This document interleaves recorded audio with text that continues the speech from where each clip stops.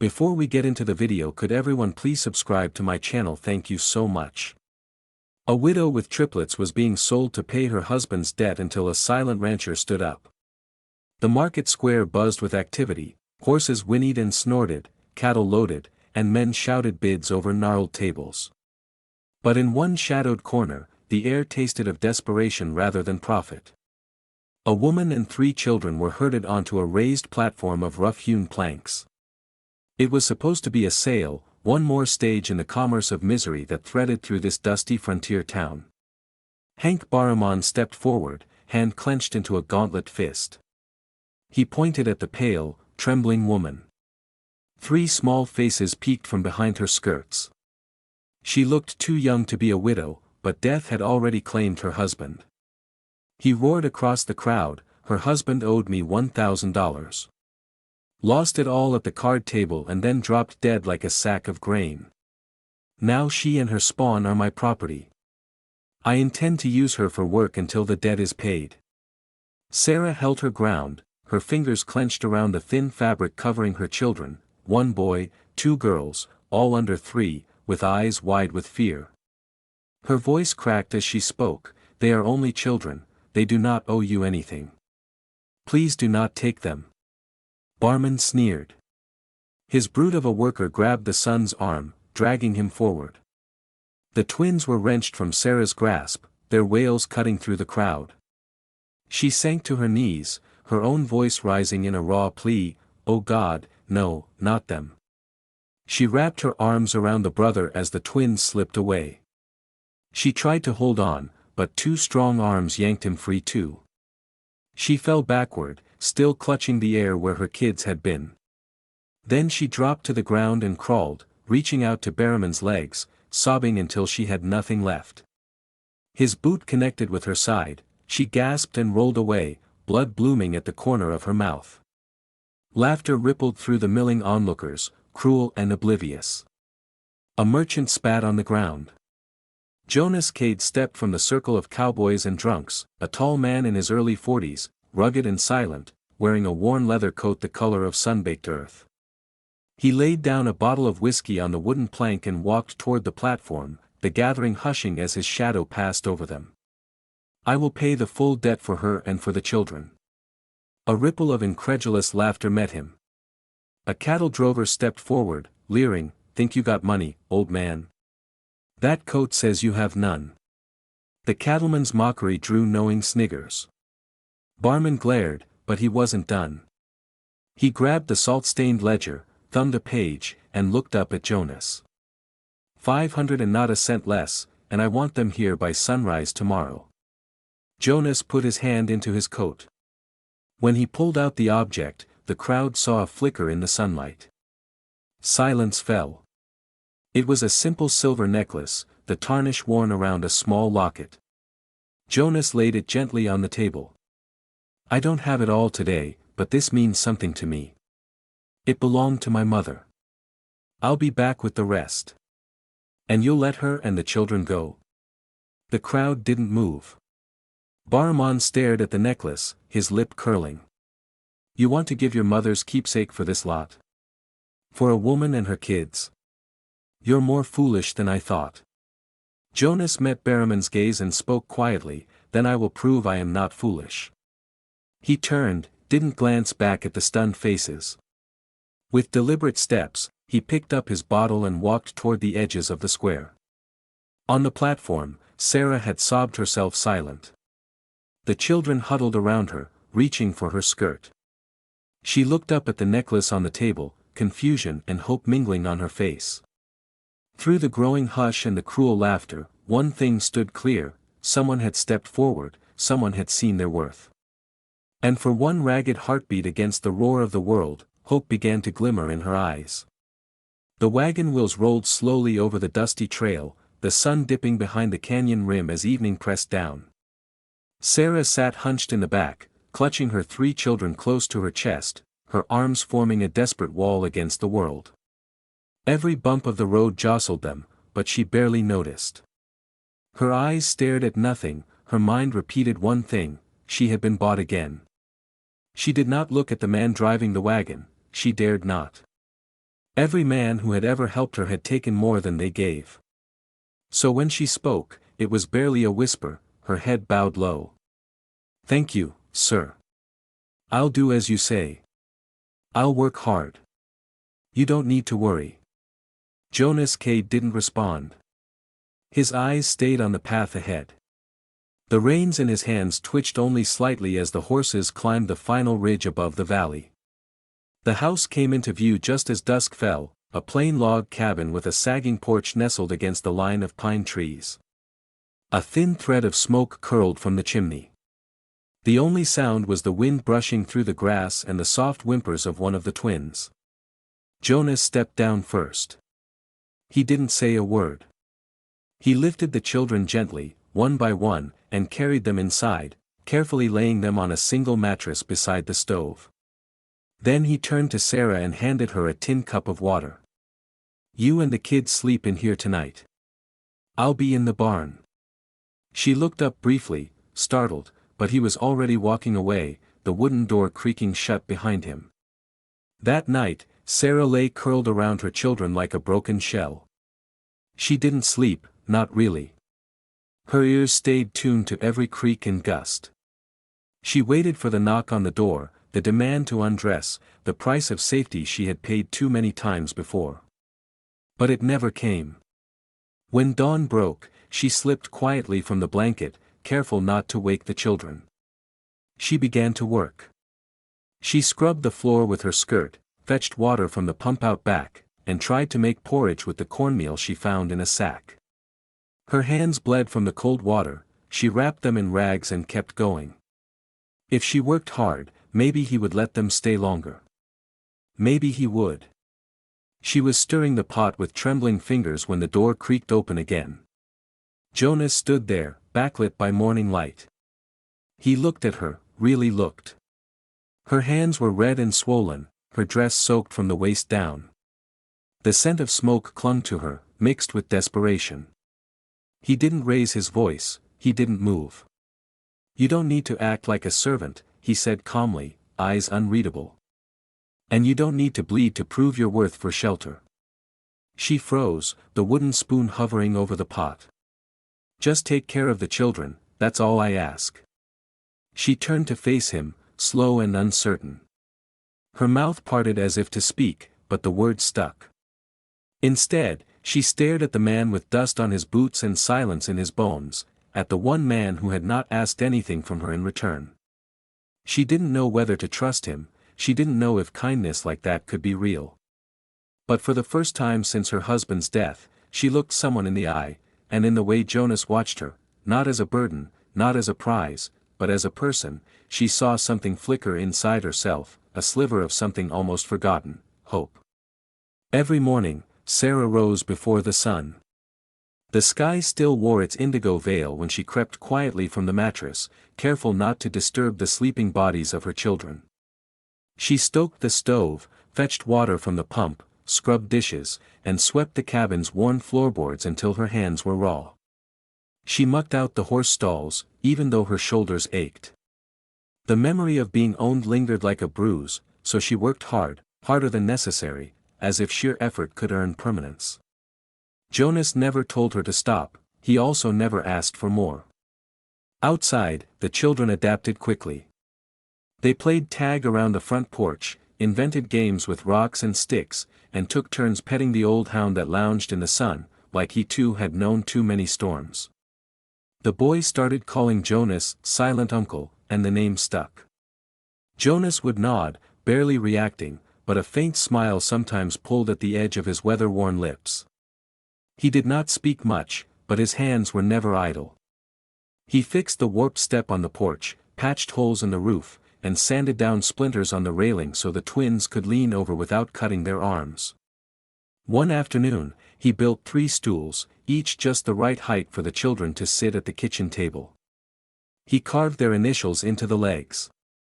Then came the little things, a new hook for Sarah's shawl by the door, a line strung outside so she could dry clothes, and then quietly, without fanfare, he placed a small wooden box on the table one evening and walked away. Inside was a worn ivory comb, a neatly folded cotton handkerchief, and 3 pairs of wool socks, child-sized, hand-stitched, soft as clouds. Sarah stared at it for a long time. She did not ask if he made them, she knew he did. That night, the sky broke open. The rain came down hard, wind howling through the trees like wolves mourning. The moon thunder shook the ground and lightning cracked the darkness. The children huddled together in fear, but it was not the storm that broke Sarah's calm. Her son Jonah burned with fever, his skin was hot to the touch, his breathing ragged. His small body shivered and sweated all at once. Sarah tried cold compresses, cradled him against her chest, but panic crept into her veins with every minute. "I need help," she whispered almost to herself. Jonah, who had just returned from checking the barn, caught the words. He looked at the boy, touched his forehead, then turned and disappeared into the night without a word. Sarah stood frozen at the door, rain stinging her face, watching the dark swallow him whole. Time dragged, an hour, maybe more, then footsteps, a shadow at the edge of the porch. Jonah returned, soaked to the bone, his shirt clinging to him like a second skin. In his hands was a bundle of damp herbs tied with twine. He thrust them toward Sarah, water dripping from his hair and fingertips. "Boil these," he said hoarsely. "Wrap the steam in a cloth, press it to his chest, then the forehead. It'll bring him down." She moved without thinking, heart pounding. The cabin filled with a scent of pine and sharp roots. They sat on either side of the child, trading cloths and water, whispering comfort. Neither one fully believed. The fire crackled low. Morning tiptoed over the mountains. When the sun rose, Jonah's fever had broken. Sarah sat with her back against the wall, arms curled around the now sleeping boy. Jonah leaned in the doorway, steam still lifting from his soaked clothes, eyes half closed from exhaustion. She looked at him, really looked, and for the first time, she did not see a man who had bought her freedom like livestock. She saw a man who had run through a storm with nothing but silence and stubbornness to save her son. She saw a father, and for the first time, she believed this roof might one day feel like home. Spring crept in quietly, like a guest too shy to knock. Patches of ice still clung to the shadows beneath the pines, but the earth had begun to soften. The breeze carried the scent of thaw and possibility. Sarah knelt near the porch, her fingers stained with soil, carefully pressing seeds into the ground, forget-me-nots, lavender, wild daisies, flowers her mother had once taught her to tend back when her world had still been warm. The children ran barefoot through the tall grass, laughing as they chased the old hound. The boy tugged playfully at Jonah's beard one afternoon, and the twins giggled so hard they fell over in the dirt. Jonah grunted, pretending annoyance, but the corner of his mouth twitched. From the window, Sarah watched them, dish towel in hand, chest rising with something she could not name. Gratitude, yes, but threaded through with a quiet ache, guilt, because every moment of peace felt borrowed.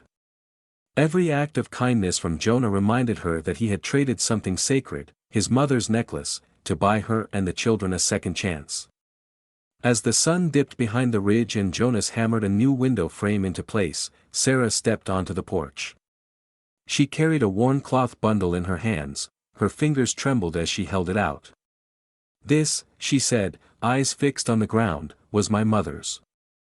A silver hairpin I have carried since I was a girl, even when I had no home left to carry it in." She opened the cloth, revealing the delicate pin shaped like a plum blossom, its edges smoothed by years of holding in heartbreak. "You gave away your mother's necklace for us," she continued, voice low. "I cannot let you bear that alone. Please use this. Get it back." Jonas looked at the pin, then at her. "No," he said softly, his voice rough from years of disuse. "I have my way, and you should keep it. Memories like that should not be spent paying someone else's debts." She did not argue, just nodded and walked back inside, the cloth still clutched in her hands. That night, after the children had fallen asleep, Sarah knelt beside their small mattress and cried, not from sorrow but from something more overwhelming, to be protected and not expected to repay, to be seen and not owned.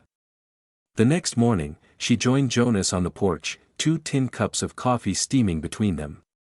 The flowers she had planted were already beginning to peek through the earth like timid secrets.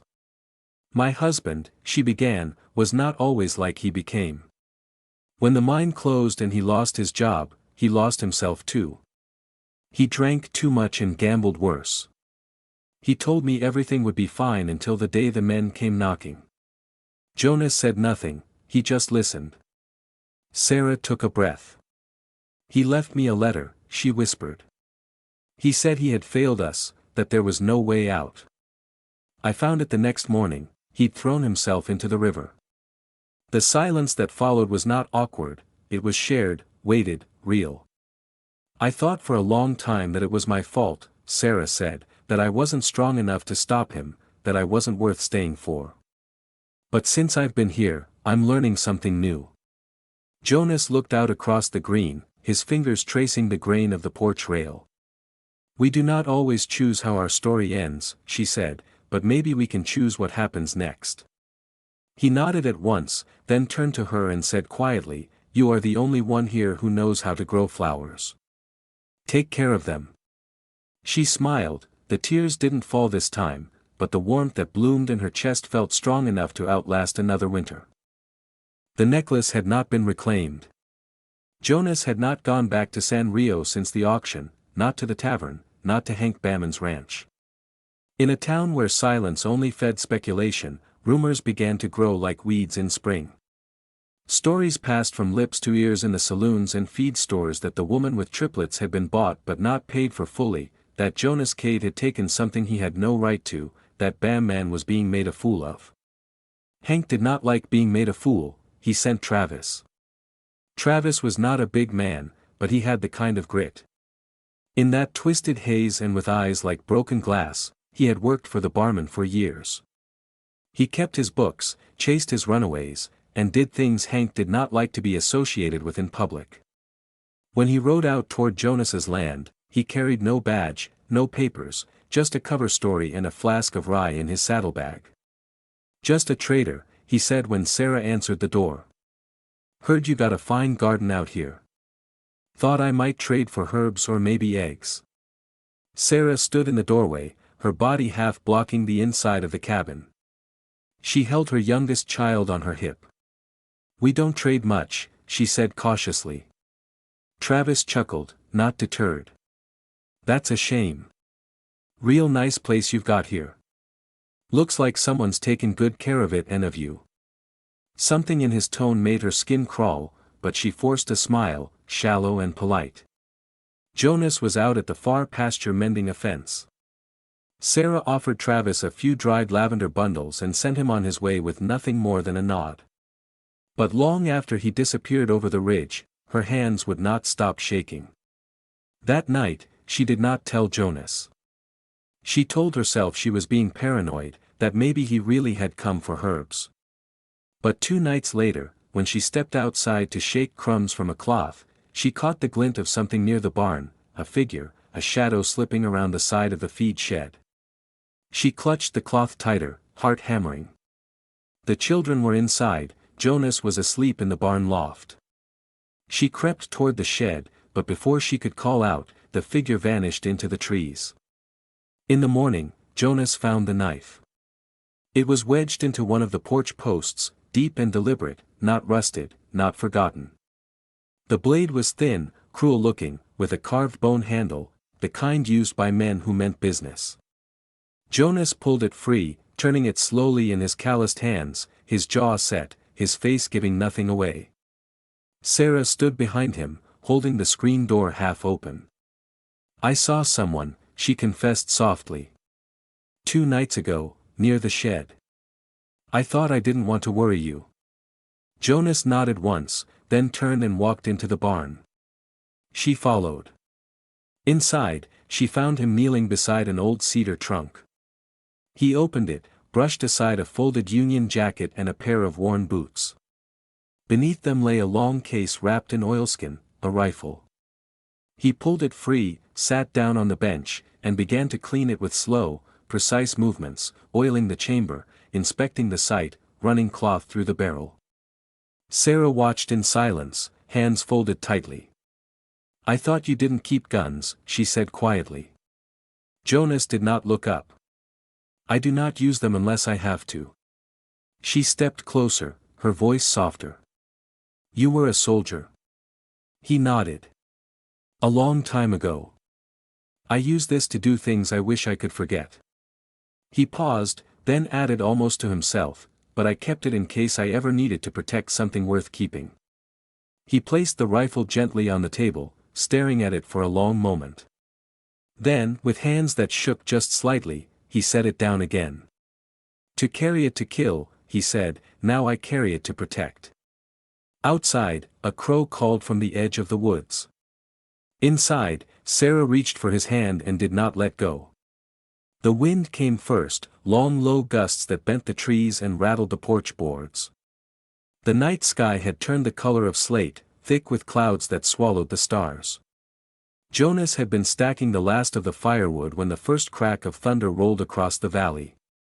Inside, the children were already asleep, bundled together like puppies in the warmth of quilts Sarah had stitched from scraps. But she herself could not rest. She stood barefoot on the porch, arms wrapped around her chest, watching the wind toss the treetops like angry waves. Her nightgown clung to her legs, and her hair danced in wild tendrils around her face. She should have gone back inside, but something in her refused to turn away from the storm. Behind her, the door creaked open. Jonas stepped out, a heavy coat in one hand. He said nothing, just draped it around her shoulders. The gesture was simple, familiar, like the wind. It asked for nothing but lingered beside her for a long time. They stood in silence. Then quietly, she asked, "You're leaving tomorrow, aren't you, to get the necklace back?" He nodded. Sarah looked down at the coat's fraying cuffs. "You've done so much already." "I made a promise," he said. She turned toward him, eyes shining from the dim light inside. Her voice shook, but not from the cold. "Why?" she asked. "Why do all this? You do not owe me anything, not a single thing." Jonas looked past her, out into the woods that stretched far beyond the cabin, his expression shadowed by something older than the wind. "When I was about 10, he said, voice low and steady, "my mother got sick. We had nothing, no doctor, no money, no help. The man who owned the land we worked told us to leave, said he would not waste medicine on someone who could not earn their keep." Sarah's breath caught. Jonas continued, "I carried her out of the house myself. She died the next morning in the dirt, alone. I buried her with my bare hands beneath a willow tree, and I knelt there in the mud, crying like a child because I was one." He finally looked at Sarah. "I told myself that day if I ever saw someone like her again, someone left to die because the world did not care, I would not walk away." The wind howled between them, but it felt quiet. "I could not save her," he said, "but this time I was not going to stand still." Sarah's eyes filled with tears. She stepped closer, not with urgency but with certainty. She reached out her hand, finding his small and trembling. She did not speak right away, then softly said, "You saved me." Jonas looked down at her hand wrapped around his. He gave the slightest nod. "I tried," he whispered. And in that moment, beneath the storm-heavy sky, the scent of wet earth thick in the air, the silence between them no longer felt like distance, it felt like trust, like a vow that did not need to be spoken. The morning Jonas left, the sky was bruised with gray. He saddled his horse before the children woke and packed only what he needed: water, dried meat, and a map folded tight in his coat pocket. Sarah stood on the porch, the triplets huddled around her skirts, watching in silence. He did not say much, just a small nod. 2 days, maybe 3, and then he was gone. The trail stretched long and hard, winding through the ghost lands of the old mining country. He passed ravines he once crawled through in his youth, battlefields turned silent, and cabins rotting into the hillsides. At dusk on the second day, he reached a rocky slope nestled behind a thicket of cottonwoods. There, he dismounted, tied the horse, and climbed with steady breath to the shallow cave above. The rock still bore the marks of the war, scorch, soot, blood long since dried into legend. Jonas knelt beside the stone slab near the back of the cave and began to dig. By nightfall, his hands were raw, but the box was free. It was cedar bound with iron nails. Inside were 4 rough silver bars, dull but heavy, the last of his war pay, hidden away when he could not spend it and could not bear to lose it. He had always thought he would die before using it, but now he would spend it all. When he rode into San Rios that afternoon, dust trailed behind him like smoke. The saloon was busy, laughter and boots scraped against floorboards worn thin. Hank Barramon sat in his usual corner, whiskey in hand, eyes narrowing the second Jonas entered. Jonas walked straight to his table, unwrapped the cloth bundle from his saddlebag, and laid the silver down on the wooden table. The room quieted. "For the necklace," Jonas said, "and for the freedom you think you bought." Hank stared at the bars, then at Jonas. "Silver's silver, but it ain't enough. I set a price, you remember it." Jonas did not blink. "You set a trap, but I do not bargain with men who take children to prove a point." Hank leaned forward, sneering. "She was mine to claim." "No," Jonas said. His voice was calm, but it held steel. "She was a mother trying to survive, and now she is free. I came to make sure there is no question about that." Hank laughed, a dry, ugly sound. "You think honor buys you the right to speak like that?" "No," Jonas said again, "but this does." He tapped the silver, then he stood taller. "You cannot buy honor, Hank, but I just paid for my soul." The saloon was silent, no one laughed now. Hank looked at the silver again, greed flickered behind his eyes. He could press the issue, he could make a scene, but something in Jonas's face, still weathered and unshaken, gave him pause. "Take your necklace," Hank said finally, tossing the small bundle across the table, "and get out of my town." Jonas caught it in one hand. He did not smile, he simply turned and walked out, the door swinging closed behind him. The ride back felt lighter.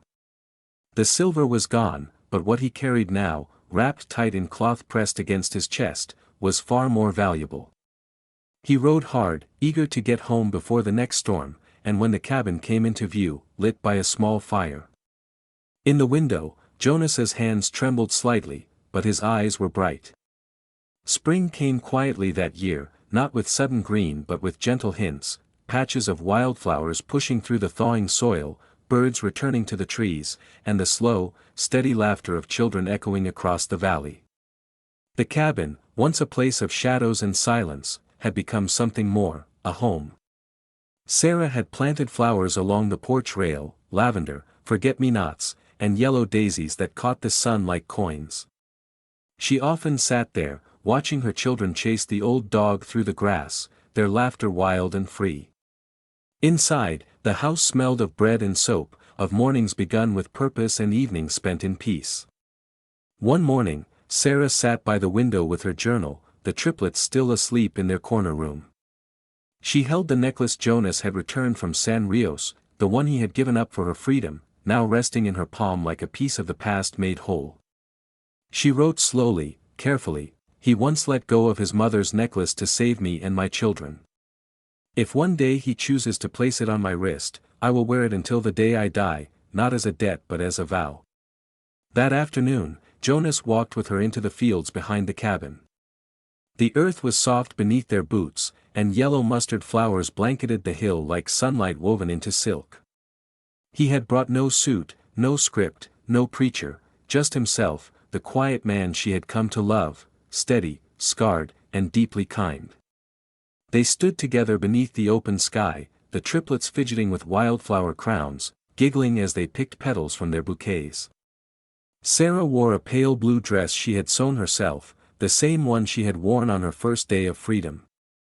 Jonas wore the old coat, patched at the elbow but with a new clasp she had stitched for him from leather scraps. He took her hands for a moment. He said nothing, then slowly reached into his pocket. Out came the necklace, the silver one, old and worn but now polished and glinting in the afternoon light. But something was different. On the back of the pendant, where once was only tarnish, new letters had been engraved: Sarah, chosen by the heart. Her eyes filled instantly. Jonas cleared his throat, but his voice stayed firm. This was my mother's. I gave it up once to save you. Now I want it to be yours, not because I owe you anything, but because I choose you. I choose you every day. She held out her hand, and he fastened the chain around her wrist.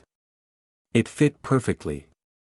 There was no priest, only the blue sky and the rustle of wind through the flowers. But that day, with 3 children dancing around them and a dog chasing butterflies, Sarah became his wife, not through law, but through love. They shared bread and dried peaches, laughed with neighbors who had wandered up the hill after hearing the news, and watched the sun begin to dip low behind the distant ridge. That night, in the quiet after the children had fallen asleep, Sarah lay with her head against Jonas's chest. Her fingers traced circles over the buttons of his shirt. "Do you remember the first thing I called you?" she whispered. He nodded, smiling faintly. "Master?" She smiled back, her voice soft but strong. "I'm not anyone's property anymore, not a man's, not a debt's. I'm a woman you chose, and I choose you." Jonas closed his eyes, his arms pulling her closer.